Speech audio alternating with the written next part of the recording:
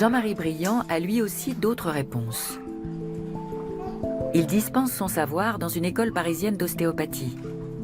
Une fois par mois, parents et nourrissons peuvent venir ici en consultation pour la modique somme de 20 €.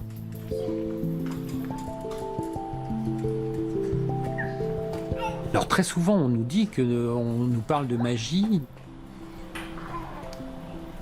mais l'ostéopathie utilise absolument exclusivement les lois physiologiques. Par exemple, la façon dont un muscle fonctionne, dont un os fonctionne, dont des ligaments fonctionnent, c'est la clé de ce que l'on fait en ostéopathie.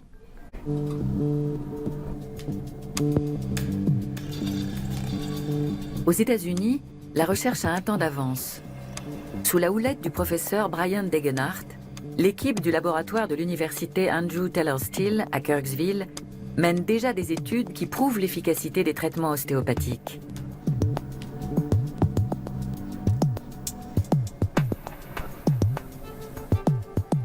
Grâce à des mesures en 3 dimensions, les chercheurs mettent en évidence l'effet des manipulations manuelles sur les fonctions du corps. C'est une première. Souvent, les ostéopathes recherchent des dysfonctionnements somatiques, c'est-à-dire des points où le corps n'est pas aussi mobile qu'il le devrait. Cette étude nous permet d'objectiver cette démarche et d'analyser comment le traitement influe sur la mobilité du corps.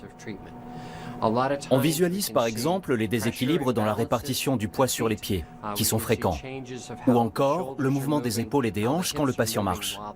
On peut ainsi quantifier les effets du traitement et comparer le résultat à la situation initiale. La médecine conventionnelle a cependant une grande critique à adresser à l'ostéopathie. Beaucoup d'études ne sont pas evidence-based, c'est-à-dire pas étayées par des preuves scientifiques. Dans les études pharmaceutiques, un groupe témoin se voit administrer un placebo, une substance dépourvue de principe actif. Mais en ostéopathie, à quoi pourrait ressembler un traitement factice?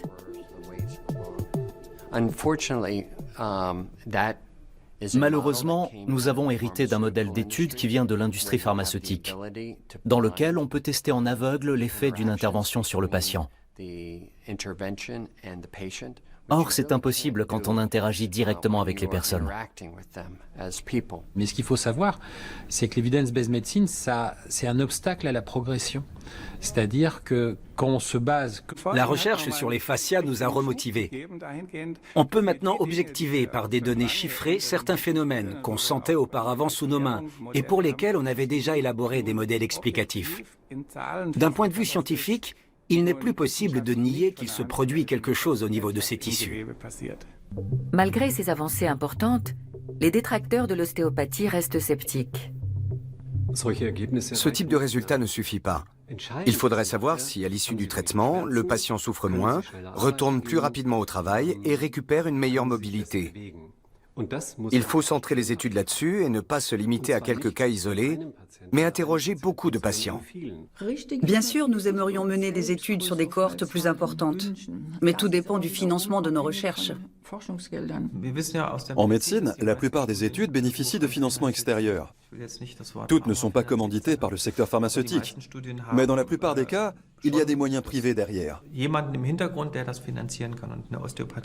En ostéopathie, on n'est pas soutenu par les fabricants d'endoprothèses ou les laboratoires pharmaceutiques, puisqu'on n'utilise que nos mains.